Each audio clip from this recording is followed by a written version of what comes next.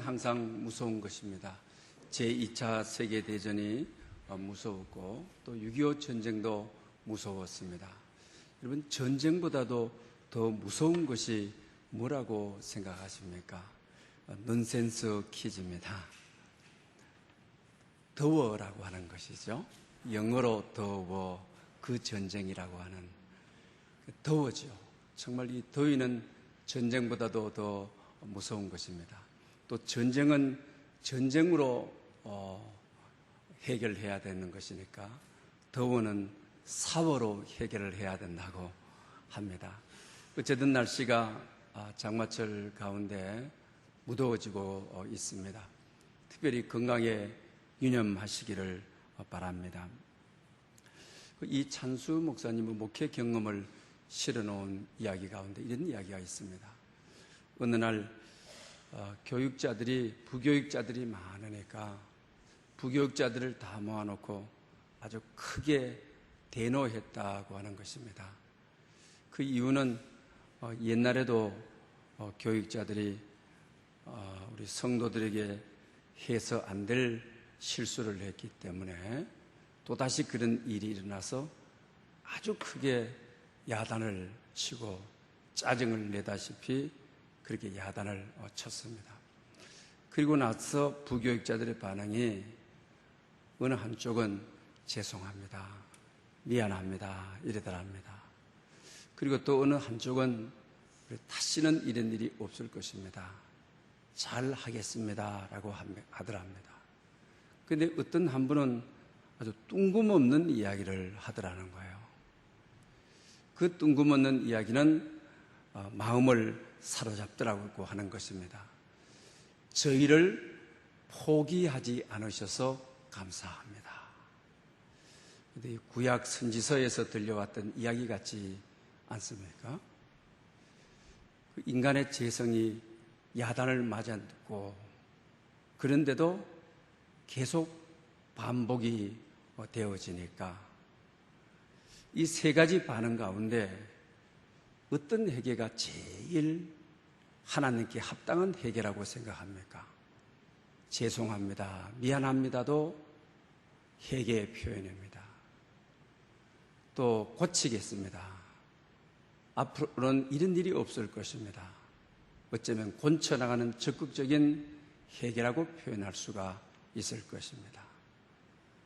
그러나 정말 하나님이 기뻐하시는 회개는 선지서를 통해서 들려오는 말씀처럼 저희를 향해서 포기하지 않으셔서 감사합니다, 감사가 최고의 회개라고 하는 것입니다. 손으로 빌고 사정하고 울고 우리를 포기하지 않으셔서 고맙다, 감사하다. 이 이야기 속에서는 아주 험한 잔소리와 험한 꾸중을 했는데도 수용하는 자세고, 그 다음에 또한 내용은 꾸중하는 내용에 대해서 정확한 핵심 가치를 이해하고 있다라고 하는 사실입니다. 여러분들도 자녀들을 기르고 또 공동체에서 회의를 하다가 그 회의 결과가 여러 가지 반응으로 나타났을 때 어느 사람이 가장 그 반응에 어느 사람이 정말 바르게 깨닫고 바르게 회개한 사람이라고 할 수가 있겠습니까? 그는 다름이 아닌 우리를 하나님께서 포기하지 않으시고 또 지도자들이 포기하지 않으셔서 감사하다. 이것이 바로 이런 감사가 최고의 하나님께서 기뻐하시는 합당한 최대 최상의 회개라고 하는 사실입니다.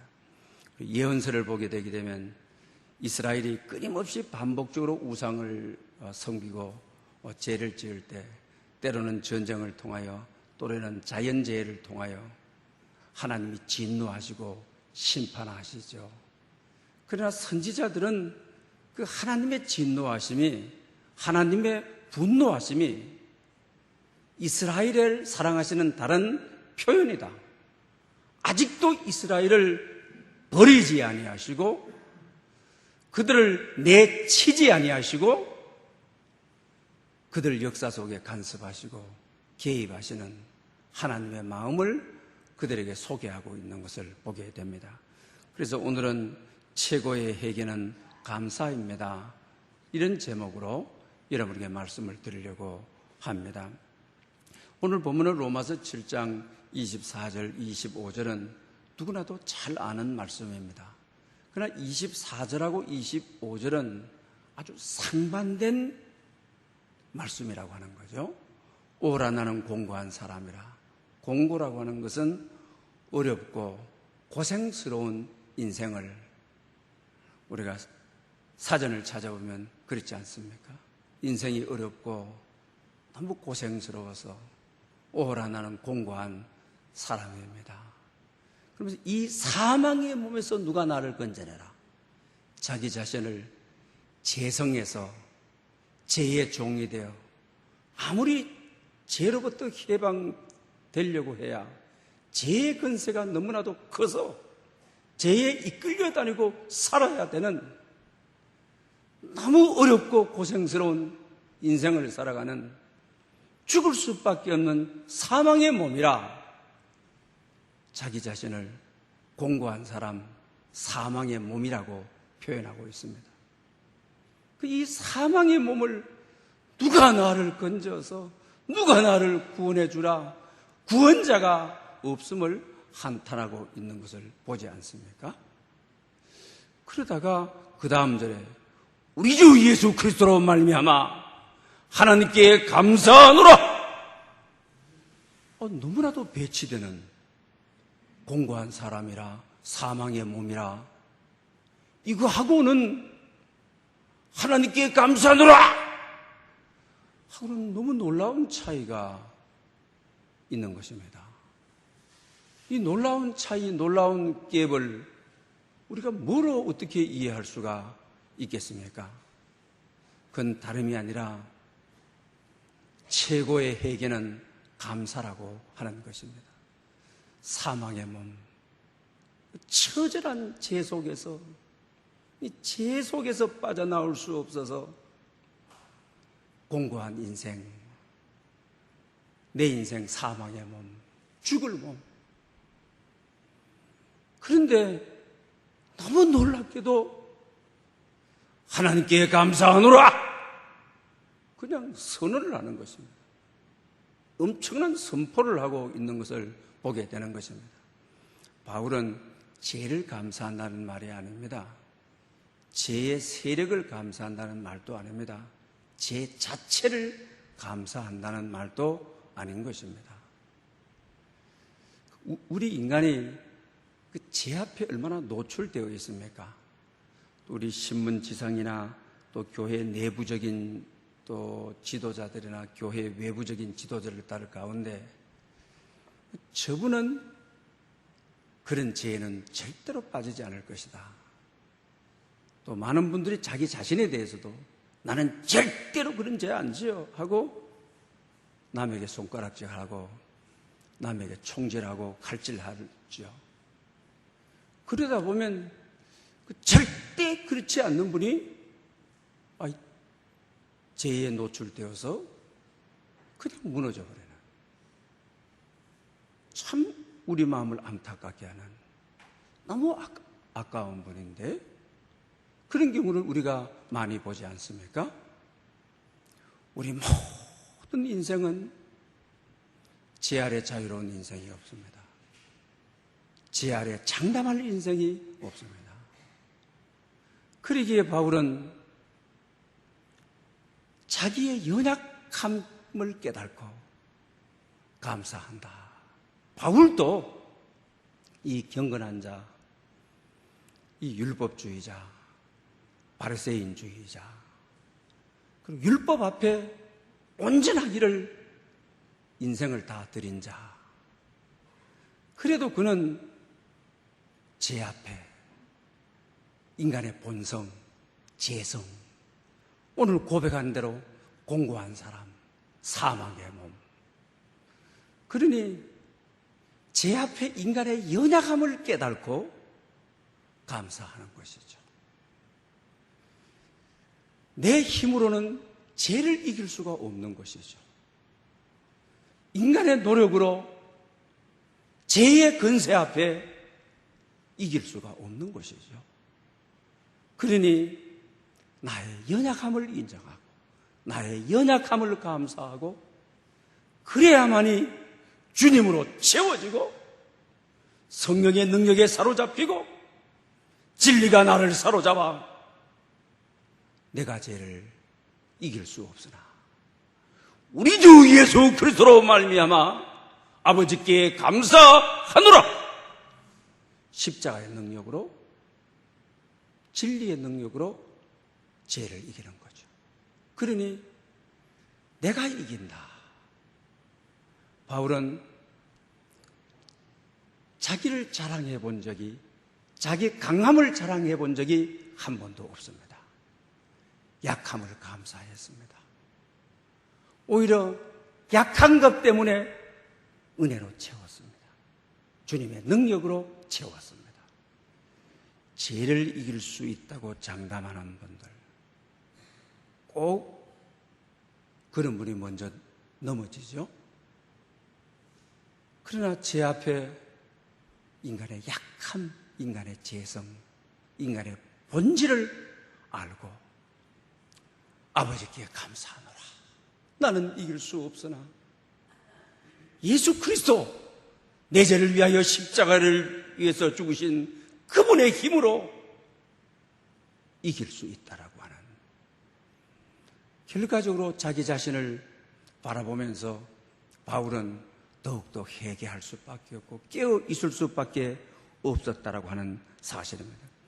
그래서 바울은 바울 서신에서 여러 곳에서, 특히 고린도 후서 12장은 우리 바울의 일생의 모든 삶을 담아놓은 바울의 역정을 기록한 내용 아닙니까?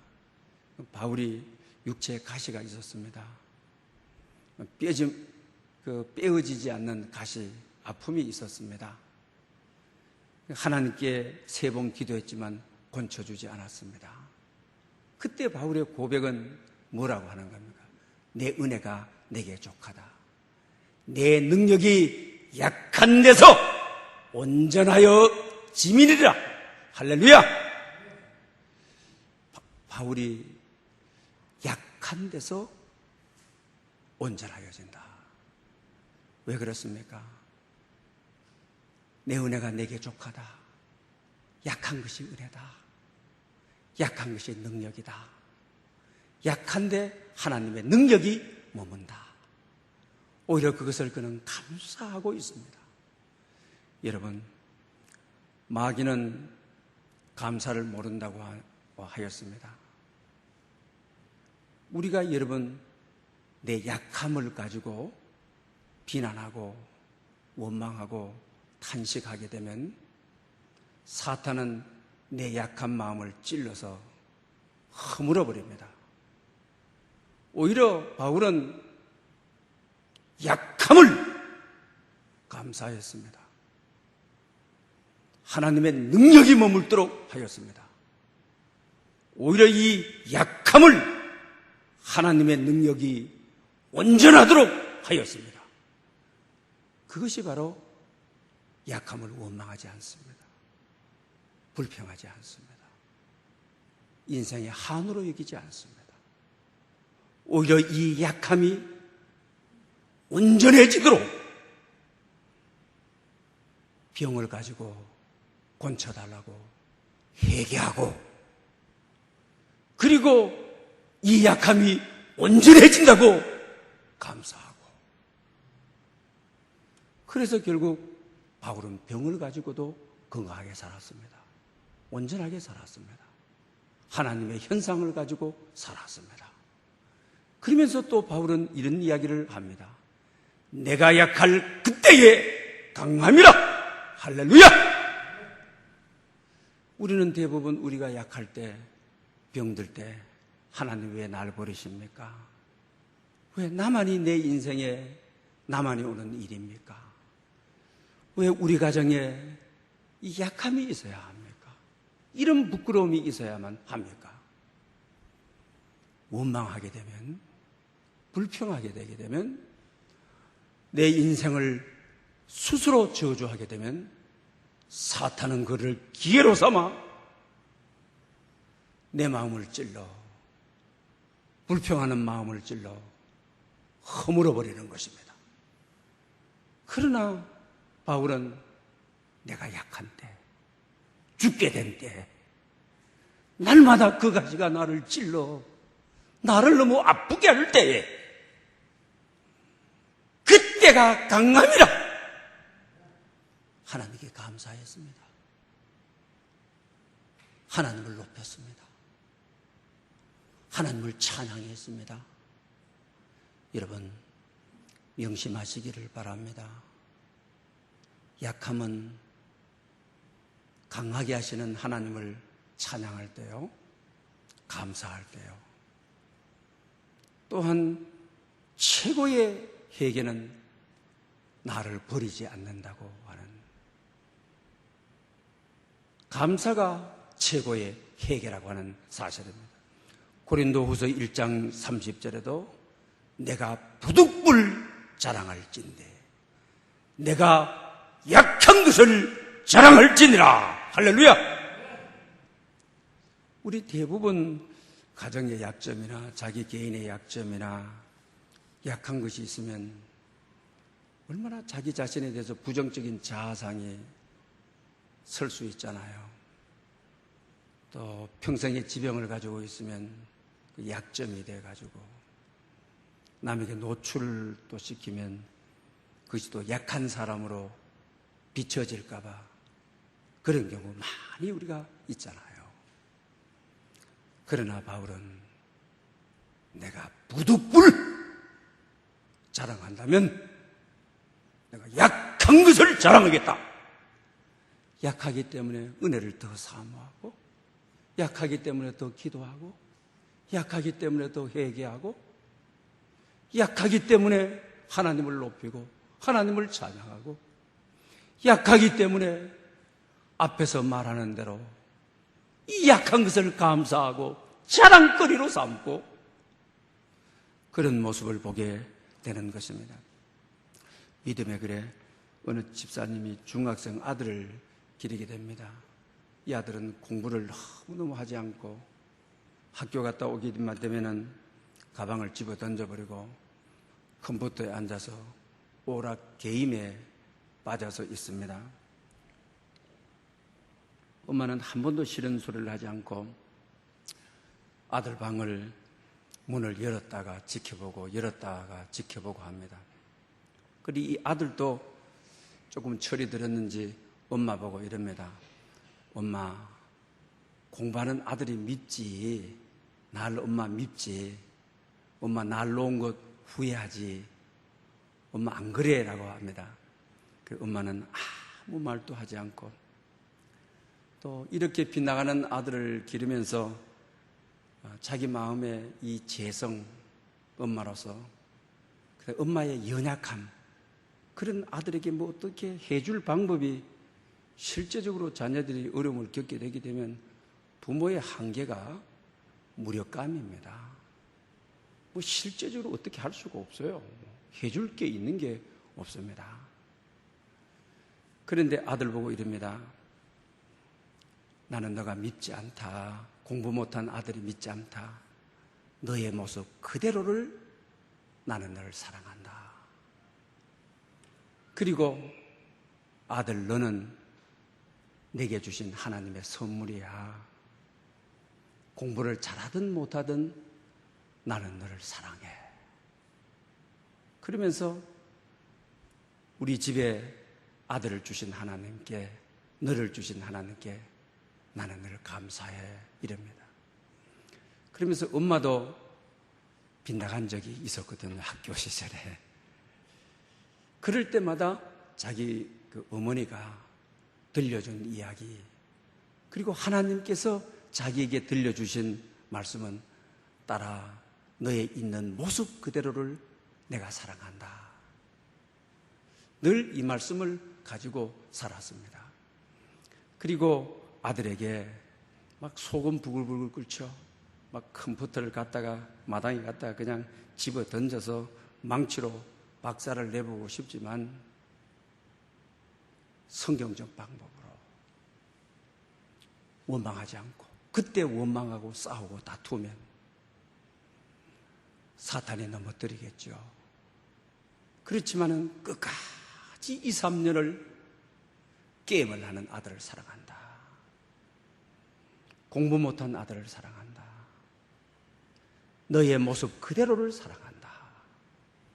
너는 하나님의 선물이고 하나님께서 우리 집안에 준 자식이야. 하나님께 감사하고 너에게 감사한다. 그러니 여러분, 자식 마음 속에서도, 어머니 마음 속에서도 어떻습니까?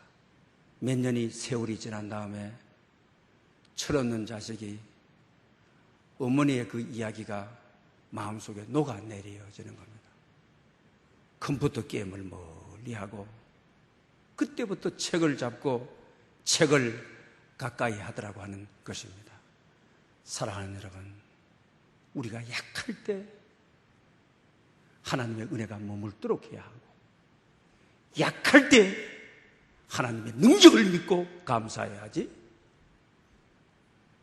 약할 때 원망하고, 약할 때 욕하고, 약할 때 비난하고, 약할 때 저주하게 되게 되면 재성에 의해서, 사탄의 세력에 의해서 우리는 넘어지고 맙니다. 우리는 쓰러지고 마는 것입니다. 오히려 바울처럼 약한 그때에 내가 강함이라, 정말 하나님을 찬양하는, 어려운 환경일 때에 감사하는 여러분 될 수 있기를 축복합니다. 감사 생활을 하게 되게 되면 특징이 어떻습니까? 감사를 하게 되게 되면 나는 자꾸 작아지고 축복은 커지고, 축복은 헤아리면 헤아릴수록 더 커지고, 불평을 하게 되면 어떻습니까? 내가 커지고 환경이 자꾸 커지고, 은혜는 작아지고 축복은 작아지고 십자가는 작아지고, 자꾸 감사를 하다 보게 되게 되면 은혜가 커지고 감사를 헤아릴 수 없도록 되고 주님께 집중하게 되고, 그리고 내 자신이 자유함을 얻고 환경에 놀라운 변화를 가져오는 것을 알게 된다라고 하는 것입니다. 감사하게 되게 되면 내 인생의 주님이 자꾸 커져만 가게 되는 것을 우리 삶에서 절실하게 느낄 수 있게 되는 것입니다. 바울의 삶에 있어서의 우리 초창기를 봐도 알 수 있지 않습니까?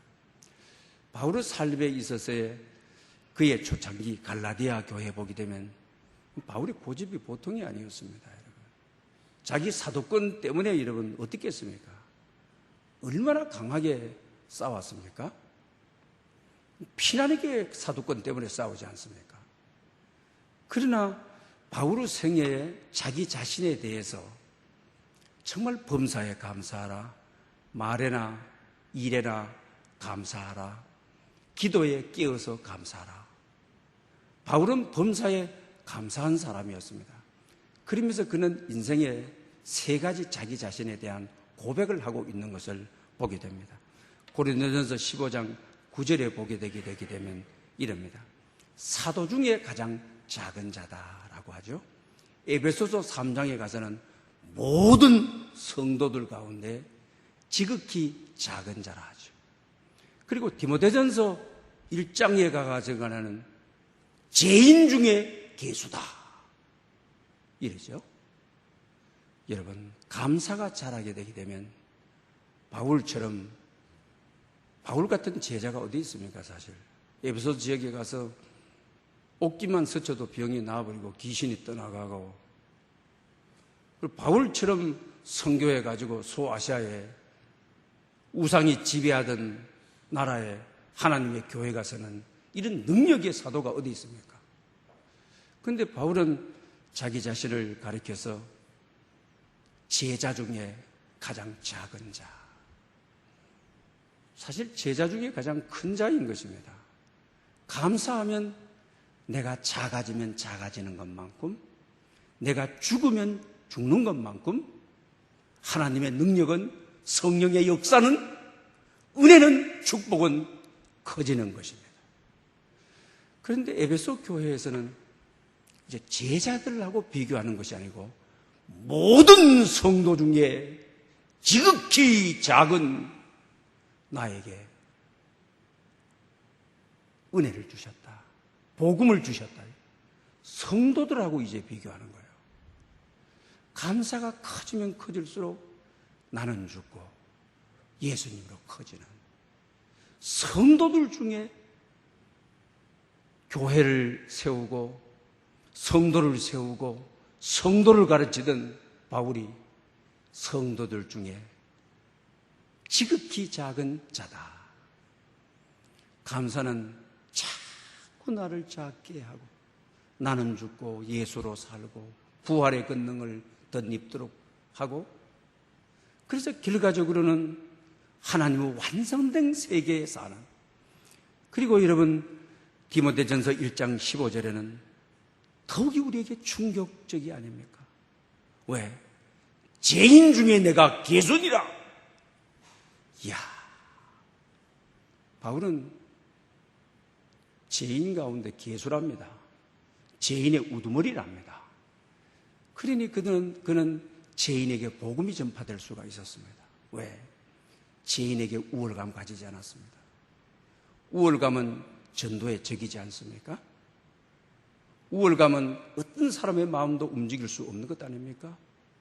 이방인 우상성계는 죄인들을 만날 때마다 그들을 감동시킬 수 있었던 것은 나는 죄인의 우두머리요. 그러니 다 주위에 고개를 숙여야 되는 것 아닙니까? 죄인이 되어 감사함으로 자기를 정말 낮추고 자기를 작게 하면 날수록 은혜는 컸습니다. 복음의 능력이 나타났습니다. 성령의 바람이 불어왔습니다. 하늘문이 열렸다고 하는 사실입니다. 그러므로 사랑하는 여러분, 정말 우리가 어떻게 하면 영적으로 살 수가 있느냐? 오늘 이 시대에 만나는 사람들마다, 만나는 환경마다 우리를 얼마나 짜증나게 하고 불평하게 하고 원망하게 하고, 부모를 만나면 부모를 원망하고, 자식을 만나게 되면 자식을 만나는데 습관화되어 있고, 교인들을 만나게 되면 그저 욕하고 비난하고 불평하는데 습관화되어 있는, 이러면 이럴수록 은혜는 사라지고 재성만 우리에게 커지는, 바울은 어떻습니까? 죄인의 개수라고 하는 그에게 모든 사람들이 감사의 대상이고 은혜의 대상이고 복음의 대상이고 축복해야 될 대상이고 관계를 맺어야 될 다 대상인 것입니다. 그러므로 여러분, 불평이 나오는 환경 모두를 빨리 감사의 모드로 전환을 하는 것만이 은혜로 사는 것이고 축복으로 사는 것입니다. 자식을 바라봤을 때, 환경을 바라봤을 때, 가정에 들어갔을 때, 직장에 들어갔을 때 원망 불평이 나온다고 한다면 영적으로 죽어 있는 것입니다. 빨리 감사의 모드로, 범사에 감사함으로 약한 것을 감사한다고 하는, 부득불 자랑할 것이 있다면 약한 것을 자랑하리라고 하는 바울의 이 모두를 바꿔야 합니다. 이것이 우리의 영적 척도라고 하는 것입니다. 사랑하는 여러분, 여러분들은 어떤 만큼 영적인 척도에 있습니까? 바라보는 사람들이 전부 다가 내 눈에 불평이요 원망이랍니까? 바라보는 모든 사람이 은혜요 복음의 대상이요 감사요 그렇습니까? 바라보는 모든 시야가 감사라고 한다면 여러분은 영적인 사람인 것입니다. 회개한 사람인 것입니다. 그러므로 여러분 모두가 이 세상을 불평이 가득한 세상, 원망이 가득한 세상, 바울처럼 정말 감사로 세상을 바라보는, 감사의 모드로 살아가는, 그리하여 은혜가 여러분의 것이고 축복이 여러분의 것이고 미래가 여러분의 것인 그런 삶 되시기를 축원합니다. 할렐루야. 영광 받으시기에 합당하신 주님, 은혜를 무한히 감사합니다. 최대의 회개는 감사임을